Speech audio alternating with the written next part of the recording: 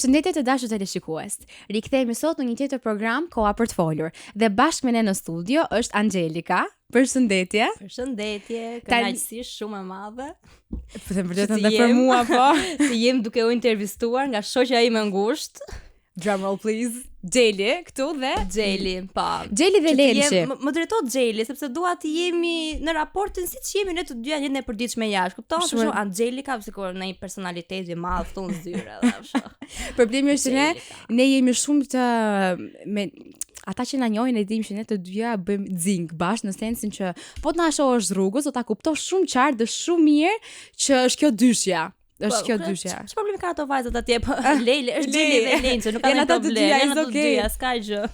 Dhe unë nuk u përpjekur ndonjëherë që të jem serioze në seriozitetin tim dhe që tani sot kam ty përballë që e di që nuk do funksionoj fare, domethënë, që po e mbaj veten time në maksimum. Unë nuk mbaj përgjegjësi për zhvillimin e kësaj interviste, për rezultati përfundimtar, po e them paraprakisht. Is okay. Okay. Megjithëse ne sot po flasim mirë temë që ka në fakt goxha pesh, sepse unë sot do të pyes për drejtësinë. Tani Gjeli, ti studion për drejtësi? E vërtet. Dhe një nga gjërat që unë e di që ti je shumë apasionante për është drejtësia. Edhe po ta shohësh Gjelin, Gjeli është gjithë kështu, jo prit. Kush është mënyra e drejtë për të funksionuar? Jo, prit, dokumentin 50 euro, jo, 70 euro. Kështu që...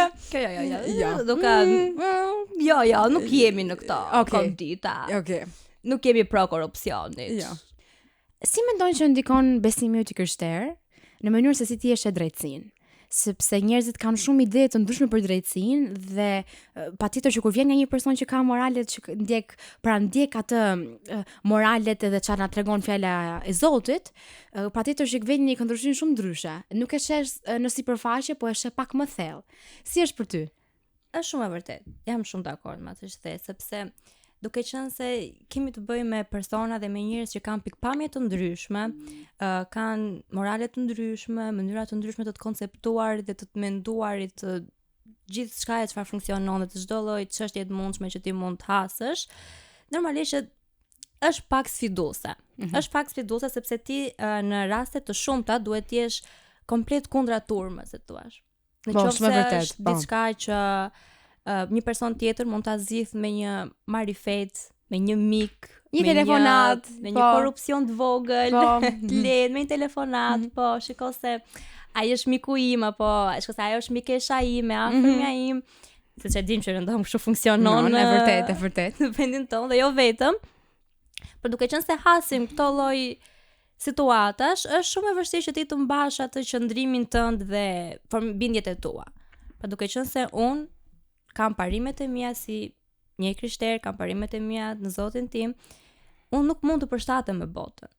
Po, nëse unë them që e drejta është e drejtë, gabuar është e gabuar, do të qëndroj kësaj. Nuk mund të shtrëmbrohet e drejta sepse ti ke mik dikë që ka më shumë fuqi se unë, apo ti ke mik një person i cili ka një pozitë caktuar në shoqëri apo në një organ institucion caktuar. Shumë e vërtet. Sepse e dim që të gjithë kanë një perë caktuar, ka një rol caktuar, ka një autoritet caktuar, por nuk duhet jetë kjo diçka që ti të ndikohesh për të dhënë mendimin tënd dhe opinionin tënd çfarë është e drejtë për të bërë në atë situatë. Të bëj një pyetje. A e ndjer kërcënuar në fillim kur ke marrë vendimin që do vazhdoj për drejtësi? Dhe dua të them sepse për drejtësi ti mund të vazhdosh për shumë degë të ndryshme. Pra mund të jesh një avokate, mund të jesh një prokurore, mund të jesh një notere, pra mund të merresh me shumë gjëra të ndryshme. Dhe të jesh patjetër një prokuror ose një avokate ka goxha pesh dhe ti si femër e mendon mirë para se të futesh në këtë rrugë sepse thua dëgjoj se në fund të fundit koka ime më kupton, nuk e di kur, nuk e di se çfarë njerëzish të vinë përpara dhe me kë takohesh dhe si shkon situata dhe a ke pasi moment që ke thënë prit një moment ose ty ta mendoj mirë këtë punë se nuk do futem vetë të përfundoj pastaj. Kështu që a ke pas një moment të tillë? Me thënë drejtën, jo. Okej. Nuk e kam pasur. Je full shumë gjithë vedije që unë do e bëj këtë punë. Diçka që unë e them shpesh për shembull kur bëj ndonjë gjë ose ndonjë veprim ose ndonjë kështu mendim intrusiv, siç e quajmë ne. Unë i them unë domethënë çdo lloj gjëje që bëj, çdo veprim, çdo fjalë, çdo gjë e them me vedije shumë plot. Po. Domethënë nëse i nis diçka se ka marrë përsipër të bëj një veprim, diçka të caktuar, e bëj me vetdije shumë plot. Po, unë e di pasojat që mund të më sjell ky veprim, e di të mirat që do më sjell ky veprim, ama unë kam vendosur do ta bëj. Kjo është. I marr parasysh gjitha. Dhe për faktin që kam vendosur të studioj drejtësi, kam qenë shumë e sigurt në atë çfarë doja, sepse e kam hasur në fëmijërinë time, nuk kam pasur asnjëherë frikë që të dal veçmas turmës. Kupton? Në qoftë se në një rreth shoqëror të caktuar ishte një opinion apo një mendim i caktuar për X çështje, unë nuk kisha fare frikë që të dilja kundër. Do pranohesha nga ky grup shoqëror apo do Ska që do shkosh në kat tani. It's okay. Tani shihemi për ta vitë. Shaka. Në qoftë se një shaka po e takon me vërtet. Kur ta shohësh anxhin një ditë në gjykat. Oh, po. Përshëndetje. Si je? Lavdi Zotit, shpresojmë. Gjithsesi, ajo që po thoja është nuk kam pasur asnjëherë frikë që të dal kundra mendimit të turmës apo kundra një mendimi për të cilin unë nuk jam dakord, apo bindjet e mia nuk janë. Po, atë aspekt. Nëse unë arsyetoj që diçka është e dëmshme, nuk ka asnjë benefit mirë, nuk sjell asgjë të mirë, është komplet e gabuar, është komplet e dëmshme, ka komplet pasoja negative, atëherë unë nuk bëhem palë me persona që thonë, hajde mos e mund ta justifikojmë apo se mund ta kalojmë ose se mund ta rregullojmë në një mënyrë apo në një tjetër. Jo, nëse bindja ime e brendshme është që jo, nuk duhet ta bësh këtë gjë, nuk është e drejta për të bërë kjo gjë, nuk do bëhet. Pavarësisht ndikimit apo influencës që mund të kenë persona të tjerë, qoftë rrithi afër ti, qoftë keq në fakt, në thënë vërtetën, po. Në drejtësi njerëzit duhet të jenë shumë sharp, sepse vetëm fjala në anglisht më erdhi për momentin. Pra duhet të jenë shumë çuçi thuhet sharp. Çuçi thuhet. Domethënë duhet të jesh shumë, duhet të jesh i shpejt, duhet të jesh i shkafët, faleminderit, duhet të jesh mpret, më kupton mënyrën se si funksionon, sepse kur nuk i dihet siç po themi. Edhe dhe fjala e Perëndis thotë që duhet të jesh në të njëjtën kohë duhet të jesh i butë, duhet të jesh i mirë, të ishte vetë Perëndia, ama të jesh dhe i fortë, si luanesh, të dish të qëndrosh për gjërat. Dhe ndonjëherë të përhapet ky emri keq duke qenë se janë besimtar këta dhe janë të butë. Më kupton? Dhe njerëzit kanë tendencën që ti marrin në këmbë, ti marrin për këmbë se dëgjoj se këta janë besimtar dhe janë të butë dhe nuk më ndërkohë që ti ke aftësinë dhe potencialin për të qenë në të njëjtën kohë shumë i butë, po për që në të njëjtën kohë ai personi që vë rregull dhe thotë dëgjoj se kjo është gabim dhe këtë nuk është kelim.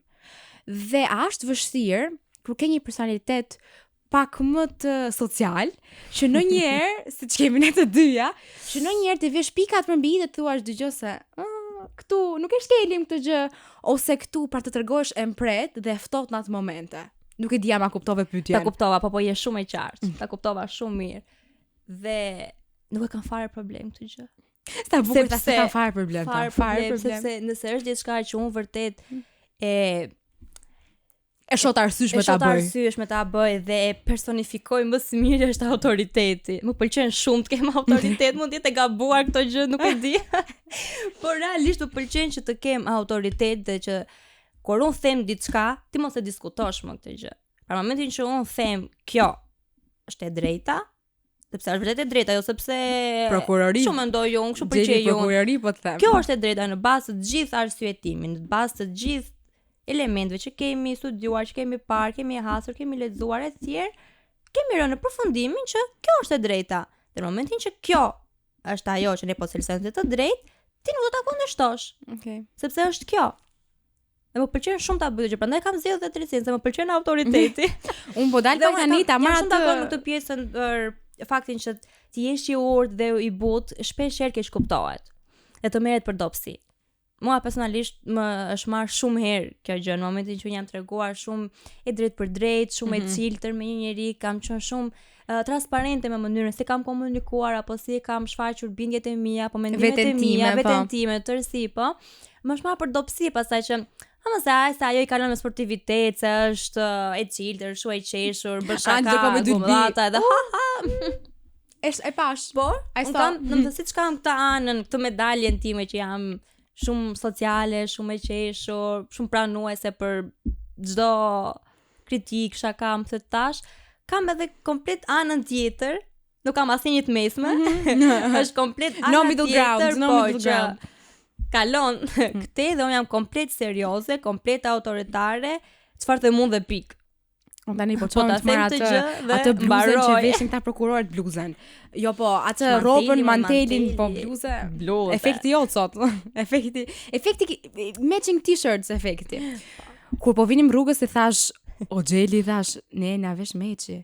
Edhe një moment Meçi, unë do isha të visha kështu në fakt bluzën si ti, po kur e pash të me vija thash Shumë flak, shumë në këtë studio. Po siç e kemi edhe dekorin, siç kemi edhe sot vetë që jemi. Edhe kur po shifja bluzën thash, edhe mëngët i kena fiks. Po më vjen keq dhe një pamje fiks, karakteri fiks. Edhe flokët i kanë bërë shkurtra fiks. Flokët po. Po më pëlqen. Vetëm se ti sot i ke bërë drejta, unë i kam Po, bërë kaq po. urrela.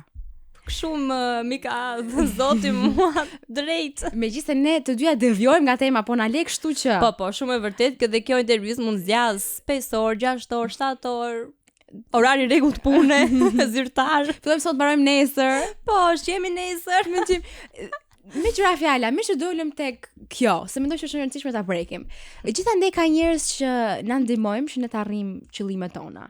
Qoftë ai prindi, qoftë ai shefi që kemi në punë, qoftë ai dhe njerëzit që janë punë me ne që na ndihmojmë që të punojmë.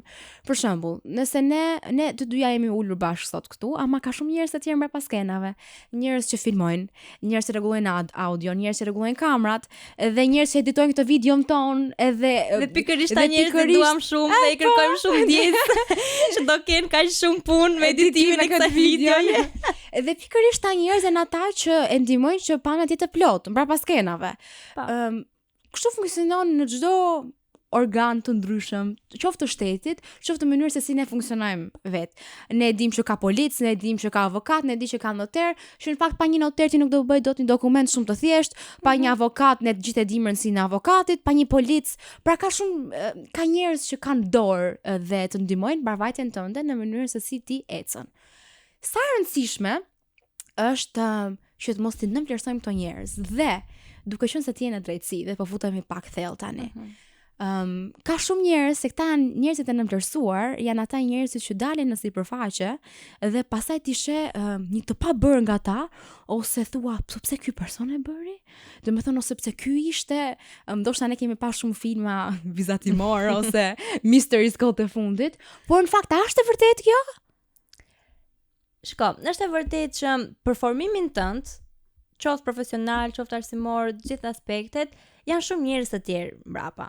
Pa. Nuk është diçka që ti ja arrin vetëm me mbështetjen e mamit, babit, familjes, sepse ti je në një komunitet më të gjerë. Nuk je vetëm brenda familjes, ti ke të bësh me shumë njerëz, ke të bësh me shoqërinë tënde, shoqërinë e shkollës ku ti je, profesorët, pedagogët që të japin mësim, ke të bësh me punën, me prorët e tu, me shefat, me kolegët, pra ti je në disa komunitete të ndryshme.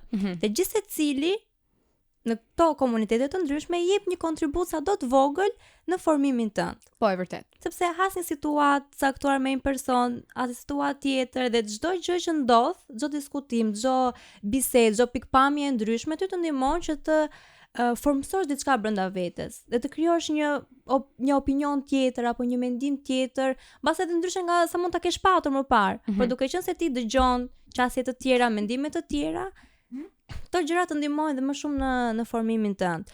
Dhe është shumë e nevojshme që të jesh e përulur, por e përulur për ti marrë në konsiderat gjërat që vërtet janë në benefitin tënd. Sepse mund të hasësh mendime nga më të ndryshmet, kritika nga më të ndryshme që nuk kanë asnjë lloj ndikimi në formimin tënd, apo në atë që mund të ketë një lloj çësje pozitive tek ti. Dhe është e mirë që ti selektosh si personat me cilët ri, si personat me cilët investon dhe investojnë te ti, dhe të marrësh ato mendime që janë vërtet të duhura për ty dhe që vërtet do të ndikojnë për mirë ty. Po. Se normalisht jo të gjithë kanë qëllime të mira kur të japi një këshill apo kur të japi një opinion të vetë, se mund të jetë diçka që po ta thot me ironi për të tulur. Prandaj duhet të kesh dallimin e frymës perëndisit ta dallosh nëse ai person ato që po e thot po ta thot me vërtet për të ndihmuar, po njerëzit e duken, po gjithsesi dallimi duhet të jetë aty apo ta thot për të prish punë, sepse ka shumë njerëz që thonë gjëra për të prish punë. Po, sepse ne shpesh herë kemi këtë ndikimin që kam një gjendje, se kam një lidhje shpirtërore që unë mendoj që ky person nuk është kështu siç duket, apo do të thënë shpesh herë bazohemi në mendimet tona për një person dhe e gjykojmë sipas mendimeve tona. qoftë nga një fjalë që mund të thot, apo qoftë nga një Veprim shaka, që apo mund nga një bëj. veprim, apo nga Po. veshja, domethënë janë shumë elementë që ne jemi shumë paragjykos. Jemi realisht shumë paragjykos, them të vërtetën. Dhe këtu e mbyllim mirëpafshim. Mirëpafshim. Jemi shumë paragjykos për gjërat që ne shohim. Okej. E dim shumë mirë që Zoti heton zemrat, kurse ne njerëzit hetojmë pamjen gjithmonë. Shumë e vërtet. Dhe ka shumë njerëz që vërtet nuk mund të kenë një pamje kaq perfekte në iluzionin ton, ose tërheqëse, po nuk do të thotë që mendimi i atij personi nuk është i vlefshëm sepse ai nuk ka një status aktuar apo nuk ka një pamje që ti thuash, se një person i bukur po më jep mua një këshill të vlefshme. Domethënë janë disa gjëra që ne ju më shojmë shumë më gjëra tepër, të pavlerë. Kupton? Ma mbaj aty, sepse kjo është e pyetja që mendoj që të gjithë duan, që ta ngjojnë. Unë të pyeta dhe të thash, zakonisht me që ti merresh me drejtësi dhe mund të dish të filmat, ose unë kam parë shumë filma Sherlocku që ndoshta ekziston dhe kjo si të gjithë kemi dashur një në fëmijërinë tonë të ishim spion. Se di, nuk e di çfarë është kjo dëshirë që ti jem spion, të jem në misione, kështu sekrete. Kur ta shoh Sandra do lezoja 2 ditë, të bëj për shembull në një kështu, po. A janë këta njerëz, me që ti the sepse janë këta njerëz që duken sikur nuk përbëjnë rrezik, që janë ata njerëz që në fakt përbëjnë shumë rrezik nga të gjithë. Dhe në historinë tënde të patjetër, sepse duke folur çdo njeri ka një histori që del një person që njeh një person që ua, pse ishte ky personi, por në fakt a janë ata njerëz që kanë atë pamje që nuk duken sikur janë të rrezikshëm, që nuk duken sikur mund të përbëjnë keq, që duken sikur mund të them inteligjenca e tyre nuk është në atë nivel që ty të prishi punë, edhe dalin ata njerëz që në fakt ne merremi sot në gjykata. A është e vërtet apo është thjesht? Kjo intervistë nuk është e bazuar në bisedën e bërë para një dite. Është shumë e vërtetë. Okay. Është ekstremisht shumë e vërtetë. Pra unë nuk kam parë tepër filma Sherlocku. Pra. Jo. Shiko, ato shpeshherë janë kështu, bazuar në gjëra të vërteta. I besoj ato kur thon bazuar në gjëra të vërteta. Por jo, realisht është shumë e vërtetë që shiko, se mënyra se si ti qasesh me një person nuk qaset me një tjetër. Pra, nëse un kam një lloj raporti apo një lloj marrëdhënie të caktuar me ty, nuk e kam njësoj me një person tjetër. Po, e vërtet. Dhe nuk duhet të ndikohemi nga kjo, sepse ti vërtet transmeton në një person dhe i jep një personi aq akses sa ti do që ai të ketë ti. As më shumë, as më pak. Nëse ti do të di një pjesë, 10% të jetës tënde ose të karakterit tënd ose të asaj që ti je, aq do di. Nëse ti do të japësh 30, 40, 70, aq do di. Është në dorën tënde, pra sa e hap derën. Sa e hap derën, po një personi të tillë. Është shumë e rëndësishme që ti të kesh atë frymën e të dalluarit të njerëzve. Që ti të dallosh vërtet kur një person nuk ka shtirje ndaj teje, është vërtet i drejtë në atë që të thotë, vërtet ka dëshirë që të të ndihmoj, vërtet është duke investuar për mirë te ti, vërtet është duke të këshilluar mirë dhe është duke qenë konstant në këtë gjë. Ndim për ty në atë momente. Po, dhe është shumë lehtë të dallueshme kur një person ka këtë qasje dhe këtë sjellje pozitive të mirë ndaj teje vetëm sepse ka një përfitim. Pra do marr diçka mbrapsht nga ti. Dhe është e mirë që këto dy gjëra të mos i ngatrosh. Sepse në qoftë se një person ti e sheh që për një kohë gjatë po bën diçka të caktuar duke ndihmuar për diçka, dhe në momentin që ti për një X arsye tënde personale refuzon ti japësh këtë ndihmë, në qoftë se ai person të kthehet komplet 360 gradë mbrapsht, do të thotë që këtu ka diçka.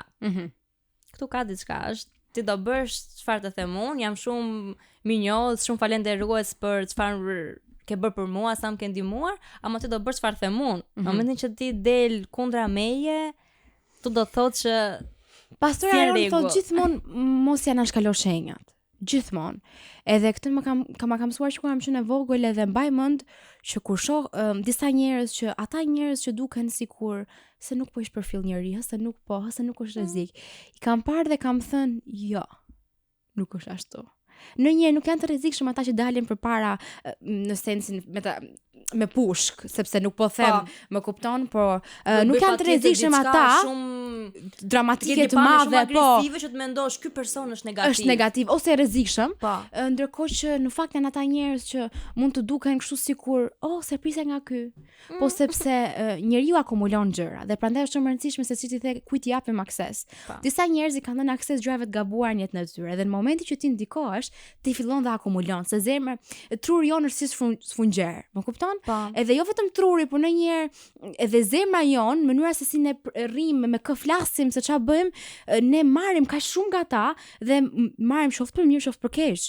Edhe fillojmë ja hapim derën njerëzve që nuk duhet ja hapim derën, dhe kështu fillojnë edhe ndodhen dhe krimet, kështu ndodhen dhe padrejtësitë, sepse ti ja hap derën dikujt që në fakt nuk ishte zgjuar si fare që në fillim që t'ja hapje. Dhe më them se e bëre këtë gjë sepse mendova se ky person ishte i parezikshëm ose sepse pash që ky person nuk më bën të dëm. Dhe arsyeja pse ta pyeta këtë është sepse marrim shkas nga lajmet dhe nga gjërat, mënyra se si funksionojnë gjërat që del tani ata që se pret fare që po pse ti? Ti e bëre këtë gjë? Po për shoqe unë isha. Po për shoqe. Po pra, e bona, unë jam. Shiko, jam shumë dakord me këtë pjesë, sepse një problem që unë kam pasur për vite me radhë, të që e kam ndonjë kështu në raste. Ups, është që e kam shumë të vështirë të dalloj njerëzit. E kam shumë të vështirë sepse unë gjithmonë dua të shoh të mirën te një njeri. Edhe nëse është duke bërë diçka negative se thua kundrejt meje, unë prapë mundohem të justifikoj, të arsyetoj. Futem shumë thellë në psikologjinë e një personi, po sikur mos ketë hëngër drek sot. Bravo. Brapa këtij reagimi mund të jetë një problem personal, mund të jetë një situatë, një ngjarje që ka ndikuar. Për makina, se ti po e ka zën trafiku, sot është vonu për punë. Mund të ketë një qenë strese, halle, probleme, kupton? Mendoj gjithmonë që ka një arsye pse ka këtë lloj reagimi dhe mundohem që të mirë kuptoj gjithmonë njerëzit. Po ndonjëherë nuk ka vend për të mirë kuptuar ti. Sado që ti mundohesh të arsyetosh çdo veprim të tyre, në momentin kur ai person vet nuk e justifikon veprimin e tij, thot po unë këtë bëj, ky jam, kështu jam, këtë do bëj, ti përpiqesh sa të duash që të gjesh të mirën edhe të mundohesh që ta justifikosh veprimin apo sjelljen e këtij personi. Sepse janë njerëz që realisht do ti të mundohesh që ti përkrahësh apo ti ndihmosh apo të bësh më të mirën për ta, në momentin që nuk do të vlerësoj, nuk do që ta pranoj këtë ndihmë tënde, apo thjesht nuk pranon. Thjesht nuk e pranon këtë çështje që ti po e jep. Unë nuk po them që të heqësh dorë nga të qenit njeri i mirë, as diskutohet, sepse ti në fund ditës jetën tënde e ke për veten. Mund t'i japësh një këshill, mund t'i japësh një mendim një personi i çështje të tillë, por përsëri ngelet në dorën e tij për të vendosur se si do jetë. Se tu pastaj futet më shumë procesi që ti ke me veten tënde, se si ti duhet ti shohësh njerëzit, si duhet ti jesh i zgjuar, që vërtet të bësh a ke mundësi të bësh, ke në dorë mundësi që të bësh sa më mirë, bëje të mirën, askush nuk të ndalon. Por ti jesh i kujdesshëm me personat që ti ke më shumë afrimitet, që ke më shumë kontakt, që sakrifikon më shumë nga vetja, qoftë kohë, qoftë çdo gjë tjetër, çfarë do lloj investimi që ti të bësh te ai person, ti je shumë i kujdesshëm. Kujt personi i jep akses në jetën tënde, kujt personi i jep një liri të caktuar në jetën tënde. Çdo kush të di deri në një limit për ty. Nëse ti nuk do që ky person ta kaloj limitin, nuk do ta kaloj. Pra duhet ti jesh i urtë si plumbe, po dhe i zgjuar. Sa bukur më ka parë. E kuptova shumë qartë. A e ke ndjenë ndonjëherë presionin e të futurit të kësaj rruge dhe ke thënë me veten tënde, po i futem një rrugë që në fakt më të ardhmen nuk e di se ku do më çojë. Por në atë momente Perëndia ka qenë aty me ty dhe ti ke parë dorën e tij, ndihmën e tij, dhe në momentin që ti thua unë refuzoj të kem frikë, është momentin ku ti e sheh që Perëndia futet në skenë. Dhe a ka pas një moment që ti me të vërtetë i ke thënë vetes si thosh, hajde në vete dhe mendoj mirë gjëra, tani nuk është momenti për të bërë dobët, tani është momenti për të ngrit lart e për të bërë efort, sepse un kam një ushtri të tërë me vete dhe Perëndin bashkë me mua. Kështu që a ke pas një moment që mendoj se po.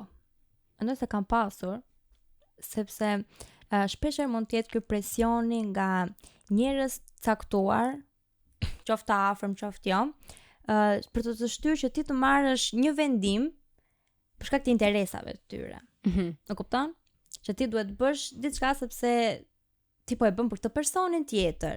Ti po e bën si e ke një detyrim që duhet ta bësh atë sepse ky është i afërmi jot, apo ky është një miku jot, apo nga kjo gjë varet gjithë studimi jot apo shkolla jote, siç mund të jenë shfetët ndaj pedagogëve. Po. Unë nuk kam filtra, kështu që unë nuk kam filtra. Po, mund të jenë raste që ty të kërkohet kjo gjë, por ti nuk pranon sepse nuk është problemi atje, por është që cila është merita ime dhe jotja këtu.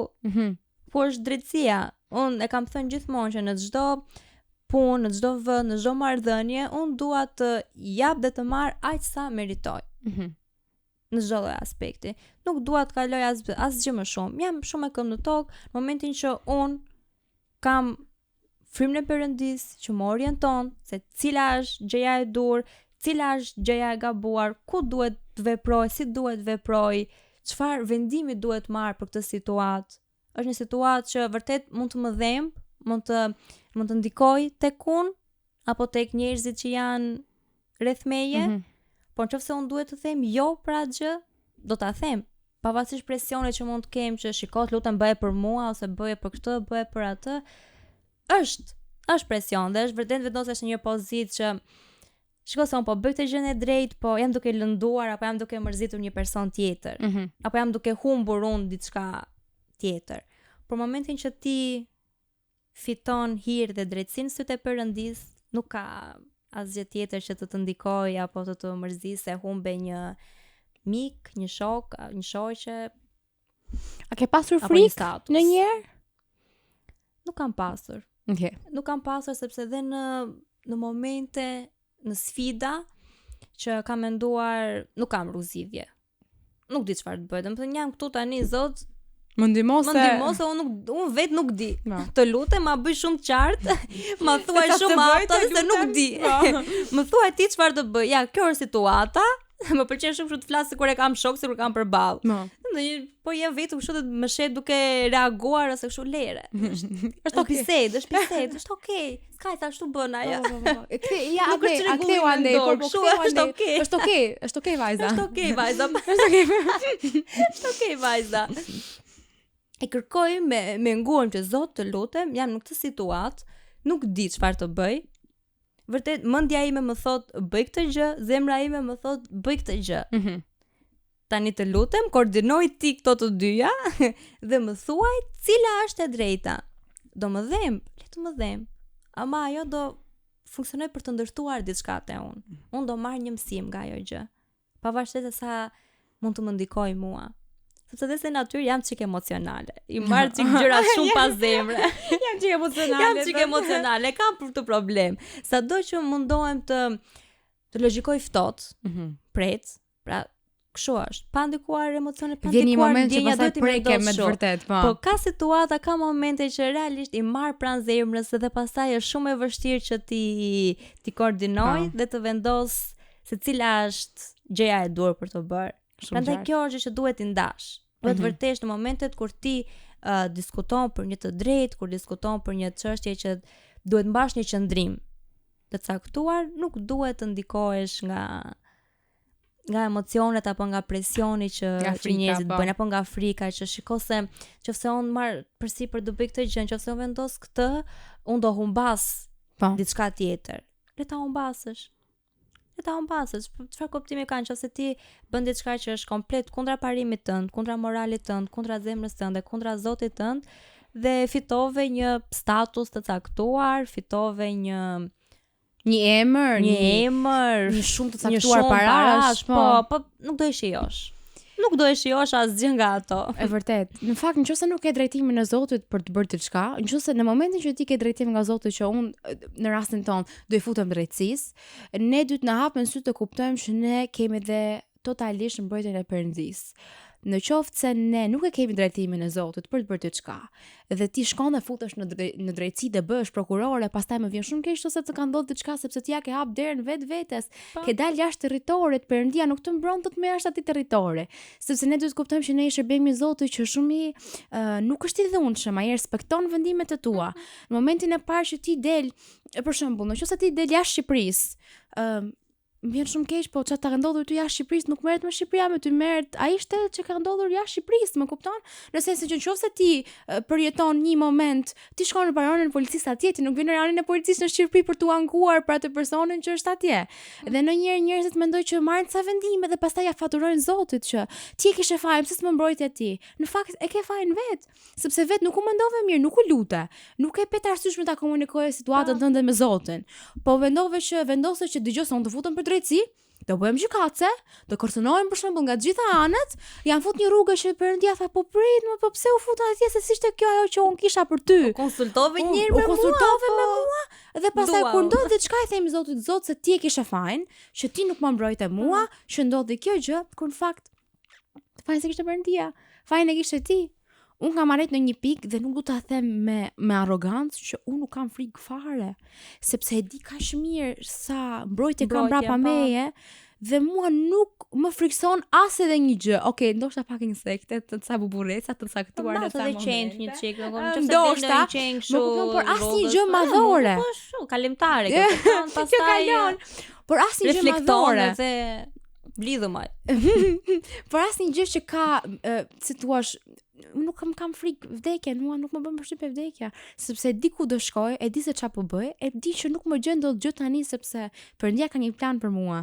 Dhe në momentin që unë ec në planin e tij, nuk ka asnjëri në këtë tokë që mund të më prishë mua punë, në aspektin që mund të më ndaloj mua rrugën. Unë po ec në planin e Perëndisë, më vjen shumë keq, unë jam me Perëndin.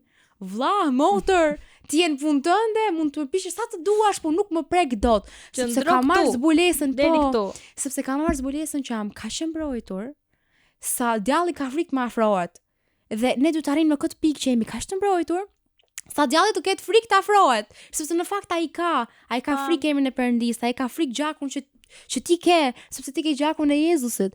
Po nga ana tjetër ne nuk mund të shkojmë dhe të sillemi sikur të mos konsultojmë asnjëherë me Perëndin dhe pastaj të presim që të ndodhin gjëra të mrekullueshme kur ti nuk je duke ecë në planin e tij, ke dal jashtë gardhit mbrojtës. Ky është justifikimi që në fakt shumica përdor. Në momentin që ti merr përsipër një rrugë caktuar, pa u konsultuar fare me Zotin, thjesht unë kështu e shoh të arsyeshme, unë mendoj që kjo do jetë më e mira për mua. Ti mendon se kjo do jetë më e mira për ty, pa e konsultuar më parë me Zotin, pa u lutur, pa biseduar që Zot, lutem, është kjo rruga që unë duhet të marr? A është kjo rruga që ti do për mua që unë të vazhdoj? Sepse në vërtet themi këtë, u bëf planet dhe vullnet ty dhe pastaj vazhdoj me planin ton. Dhe kur ky plani jon, majtas, djathtas po gadec. Plani yt është djathtë. Okej, le të shkoj majtas atë. Dhe kur ti e shef që ta shohësh xhelin po gadec, përfundon shumë keq në atë situatë që zgjodhe vet, pastaj kthehesh, pse Zot më lejove që unë të merrja këtë lloj ndëshkimi, po e them gjë apo këtë rrugë. Po, e vërtet. Po, Zoti të ka dhënë vullnet. Pastaj të ka dhënë vullnetin e lirë. Dhe pastaj që ti nuk je i aftë të dëgjosh zërin e tij dhe mënyrën se si ai të ka përgatitur dhe për çfarë po të përgatit, nuk është përgjegjësi e Zotit gabimi jot dhe mendimi që ti do të zgjidhësh, sepse nuk ke dëshirë të konsultohesh me të më parë. Nëre kam parë vetë në shumë situata të mia që kam dashur të vazhdoj rrugën time. Që ashtu e kam parë të arsyeshme që kjo është më e mira për mua, pa konsultuar me Zotin, mendoj që kjo është zgjidhja më e mirë për mua, kjo është puna më e mirë për mua. Për momentin unë dua një punë që të fitoj shumë të ardhurat dhe kjo është puna perfekte për këtë gjë. Po, kam menduar e kam bërë. Por e kam parë në shumë situata që pavarësisht se unë mund të mos doja, por mbrojtja e Zotit ka qenë realisht me mua. Dhe këtë kam kuptuar shumë më vonë, kur kam zbuluar gjëra të tjera që realisht kam pasur vërtet mbrojtjen e Zotit, edhe pse unë kisha zgjedhur atë planin tim. Por asnjëherë ai është një Perëndim mëshirshëm. Është mëshirshëm dhe i do bitë e tij. Por gjithmonë kam kuptuar që plani im asnjëherë nuk ka për të ecur. Në qoftë se është një plan që unë e marr përsipër me vullnetin tim, pa u konsultuar me Zotin, pa e kërkuar që të më hap sytë e zemrës, sytë e mendjes, që të më orientoj dhe të më drejtoj ku është e duhura për mua, ku është kjo rrugë që shërben për t'i dhënë lavdi emrit ti, për të qenë vërtet e drejtë në gjithë qenjen time, nuk ka për të ecur. Prandaj është shumë e rëndësishme që çdo vendim, çdo hap, në çdo situatë që të ndodhesh, në çdo moment që të ndodhesh, është shumë e rëndësishme që të konsultohesh më parë me Perëndin. Të konsultohesh para se të hedhësh qoftë edhe një hap. A është Zot kjo gjëja e dur? A shërben kjo për ndërtim? A shërben kjo për të dhënë lavdi ty? A është vërtet diçka që shërben dhe për të më ndërtuar mua? Pra të jetë diçka që vërtet është nga Zoti dhe jo nga dëshira jote e momentit apo nga planet dhe mendimet e tua shumë afat shkurtra. Dhe pastaj kur gjërat nuk funksionojnë, ne ja vëmë fajin Zotit. Dhe kthehemi dhe i themi atij, sepse duhet patjetër që dikush ta marr fajin, ne jo, nuk do ta ngjelet absolutisht fajon, dikush duhet ta marr. Po, dhe ja faturojmë Perëndis. Duron çdo gjë për ne Zoti. Perëndis, po ti ku ishe? Po ti pse s'më mbrojte? Unë ju futa drejtësisë, po ti nuk isha aty kur mua më erdhën dhe më kërcënuan. Pse më kërcënuan mua? Ndërkohë që ti e fut me një rrugë që më fal, po unë të thash bëj një tjetër gjë. Për shembull, unë tash shko për informatik, ti më futesh për drejtësi, ti ke dalë totalisht jashtë gardit tim. Unë për shembull, më fal, si ndërpreva. Para se të zgjidhja, domethënë degët që bëhet në maturë zgjedhja, unë kam pasur dy dëshira, dy profesionë që më pëlqenin shumë, ka qenë psikologjia dhe drejtësia. Po. Më pëlqente shumë psikologjia, domethënë më pëlqen shumë të bisedoj me njerëzit, të futem në botën e brendshme të tyre, të shoh se si mendon, si çfarë ka pas këtij reagimi, çfarë ka pas kësaj sjelljeje. Por isha eduzuar, se vërtet ishin dy gjëra që mua më pëlqenin. Dy gjëra për të cilën e sheja veten, dy gjëra për të cilën mendoja që isha e aftë të bëja, por tash Zot, vërtet to janë dëshirat e mia, por unë dua që të bëhet ajo që ti do për mua. Ajo që unë vërtet do kem një ndikim, sepse nuk dua thjesht një profesion që marr një diplomë, bëj këtë punën, të marr pagën, shkoj në shtëpi edhe kaq. Dua që ai profesion dhe ajo punë që unë do bëj në të ardhmen time të ketë vërtet ndikim. Të ketë pesh. Të ndihmoj çdo njeri që ka mundësi me atë profesion, me atë punë, qoftë pak, qoftë shumë, pak rëndësi ka. Po të jetë diçka që unë t'i shërbej njerëzve me atë profesion, të shërbej për mirë, të ndihmoj, të jem një stres, të thuash për një person i cili ka nevojë për ndihmë. Ta di që nëse unë jam mbrapa asaj pune, unë do ta ndihmoj atë person, sepse mbrapa me je është Zoti. Dhe nuk ka kush e kundërshton. Dhe këtë mund ta bësh kur je në planin e tij, këtë nuk e bën dot kur nuk je në planin e tij. Po. Dhe pastaj njerëzit dalin në konkluzione të tipit, Perëndia kështu vepron, ai na sfidon ne dhe kur ti sfidohesh në fakt jo, Perëndia nuk vepron kështu. Po më mirë se bëhesh më i fortë. Më mirë se bëhesh më i fortë. Jo, Perëndia nuk vepron kështu. Ai nuk do që ti të heqësh, domethënë të vuash aq shumë, më kupton? Dhe pastaj të dalësh në konkluzionin që dëgjoj se unë kam qenë gabim, kur në fakt dhe është gjë shumë e gabuar kjo, sepse me të vërtetë pastaj ja faturojmë Perëndisë, dhe jo vetëm që ja faturojmë atij, po dhe mërzitemi me të. Dhe nuk ndihmojmë asnjëri, as veten se ke ndihmuar, as të tjerë siç the ti nuk i ndihmon dot, sepse je i paaftë ndihmosh në këto momente, sepse nuk di vetë çfarë do. Në momentin që ti nuk e ke të qartë në zemrën tënde dhe në mendjen tënde çfarë do të bësh, si do ta ndihmosh të person, si do ta ndihmosh. Po. Kur ti nuk e di për vete, ti nuk mund të japësh ato që nuk e ke. Po. Nuk e jep dot, se nuk e. Është si ajo këshilla që në momentin që ti nuk ke diçka vërtet logjikshme, të arsyeshme, ndihmuese për të thënë dikujt, mos e thuaj, rihesh. Shikoj se mendimi im është ky. Dhe një mendim katastrofë. Nëse nuk ke një mendim që vërtet do ta ndihmoj këtë person për ndërtimin e vet, mos fol, më mirë thuaj, shikoj se nuk di çfarë të them. A do një petull të mulliri se. Si janë të marr kafe. Do të marr kafe, pi kafe, qetësoje. Pastaj shikoje vetë si është. Edhe ka të njerëz që këshilla që nuk di çfarë të thuash, kur nuk ke diçka të drejtë arsyeshme për të thënë, mos e thuaj. Po ka të njerëz që i hedhin benzinë zjarrit. Jo, po si ta bëj ai ti kështu? Jo, po kështu, po jo, po hajde ikim se do ta zgjidhim këtë punë. Bëri këtë, ua, po ja kthej unë të fish. Pse po vi? Pritse po vidon edhe ti që je qetëso, prit mirë se nuk funksionohet kështu, të lutem hajde nin vete. Dhe pastaj kur vin vete thon, po ishte budalli ky që doja të bëja unë. Dhe ti që e me vërtet. Ua, po se dolem të konkluzion ti, vërtet, ua. Se di më si përpara. pas ke menduar. Kjo pra është ajo që disa gjëra nuk duhet t'i marrësh shumë pranë zemrës dhe duhet të mundohesh të logjikosh shumë ftohtë. Qoftë me persona që janë shumë të afërt të tu, qoftë me persona që janë të largët. Pra, mos u ndiko emocionalisht. Në momentin që ti ndikohesh emocionalisht, e merr shumë pranë zemrës tënde atë situatë, nuk të t'i hapësh një këshill apo një rrugë zgjidhje të arsyeshme. Do t'i hapësh diçka bazuar në emocionet e tua. U lëndove ti atë moment, po ktheja. Të tha kështu, ktheja më 2 fish ktheja, bam, pas koke, si shqiptarët. Kur në fakt nuk ti po ja duhet. kthe një të keqe me një të keqe. Cila është zgjidhja këtu? Çfarë bëre ti në këtë mes? Kujt tregove ti këtij personi që prit se ti vërtet më solle kështu, por unë do të kthehem me të njëjtën mënyrë. Ti vërtet tregove këtë anë tënden me mua? Okej, në rregull, e pranoj. Por unë po të tregoj që është e kjo zgjidhje. Që ti mund të japësh rrugë zgjidhje një çështje e caktuar me mirësi, me dashuri, me butësi, nuk ke nevojë pse tregosh gjithmonë harbut, arrogant, autoritar në konotacion negativ, jo pozitiv. Pra ka shumë mënyra se si ti mund të veprosh me perëndishmëri. Pra të veprosh vërtet me hirin e Zotit, të veprosh vërtet me dashuri për një person, që ta ndihmosh pa pasur një lloj përfitimi vetjak. Ta ndihmosh sepse vërtet do që ti të bësh mirë për atë person. Shumë qartë. Më duhet ta them këtë për në mbyllje që autoriteti nuk është gjithmonë të ngrejmë zërin. Në fakt autoriteti nuk është të ngrejmë zërin.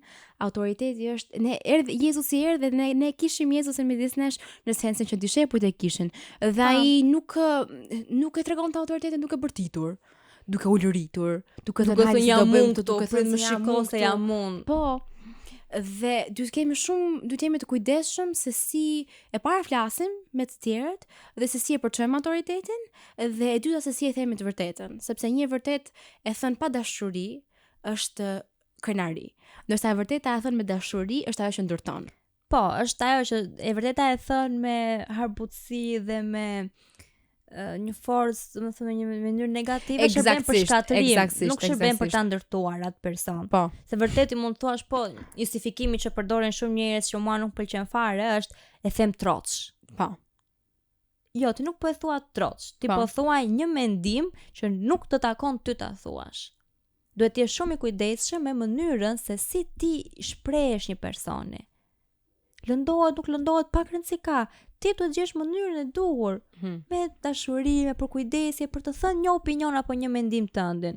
Nuk mund të jesh troç dhe në këtë troç përfshihet harbut, arrogant, edhe shumë cilësi të tjera negative.